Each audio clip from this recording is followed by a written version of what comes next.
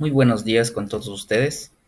El tema que les voy a platicar el día de hoy es América Latina y el sistema mundial.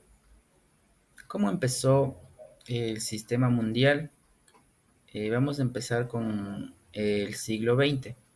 Con el desarrollo de la industria mejoró el transporte y la circulación de mercaderías en virtud de los bajos precios que tuvieron gracias a la producción en gran escala. El desarrollo de la gran industria en el siglo XX se caracterizó por la consolidación de los avances científicos y el creciente desarrollo tecnológico. También generó una sociedad de desigualdad. La burguesía era la clase conformada por los dueños de las industrias y las instituciones financieras y el comercio.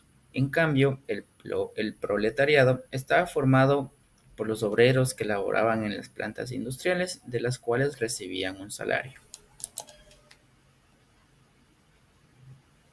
Como podemos observar en el mapa, la expansión de las grandes potencias con la tecnología y la acumulación del capital alcanzados, las grandes potencias emprendieron la campaña de apropiación, en la mayoría de los casos por la fuerza, de territorios ricos en minerales y otras materias primas, especialmente en África y en Asia.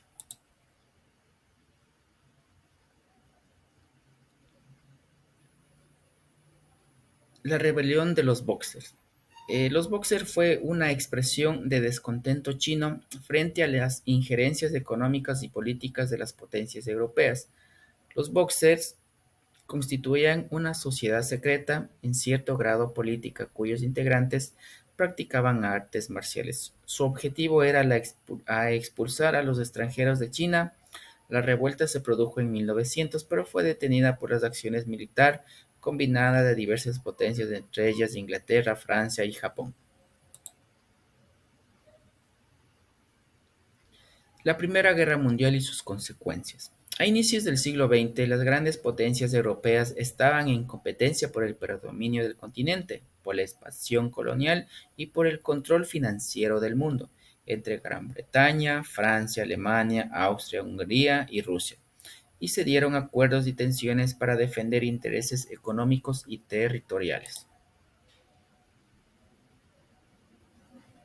A comienzos del siglo XX, la tensión entre las naciones europeas anunciaba guerra.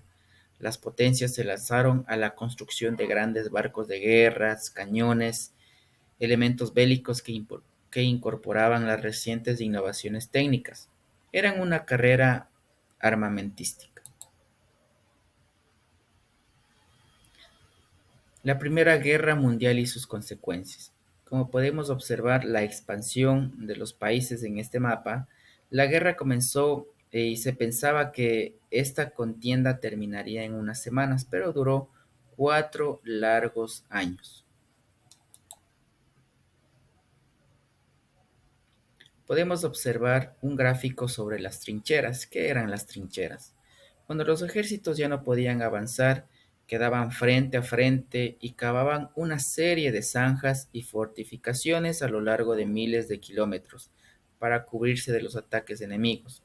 Los soldados vivían en estos hoyos durante meses, eh, por ratas, con piojos, atormentados. Con frecuencia se daban tiroteos de un lado a otro, pero muy rara vez se lograban tomar las trincheras enemigas.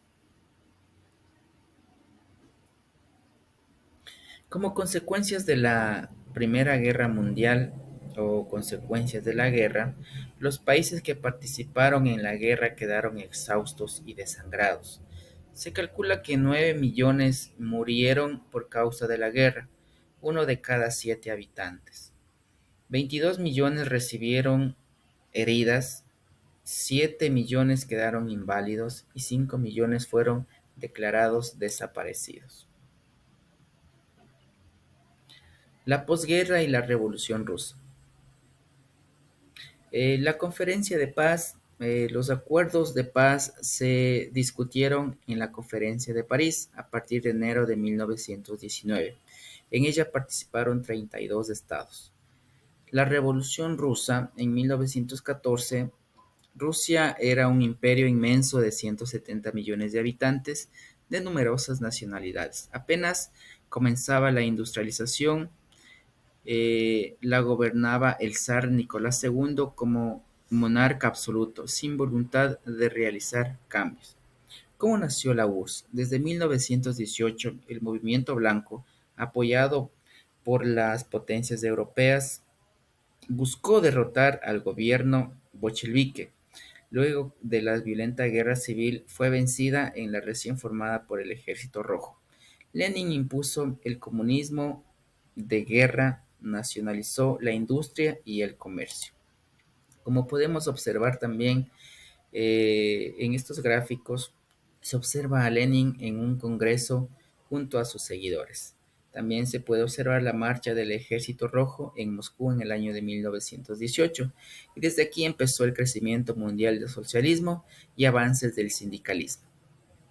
Muchas gracias por su atención, que tengan un excelente día. Saludos a cada uno de ustedes.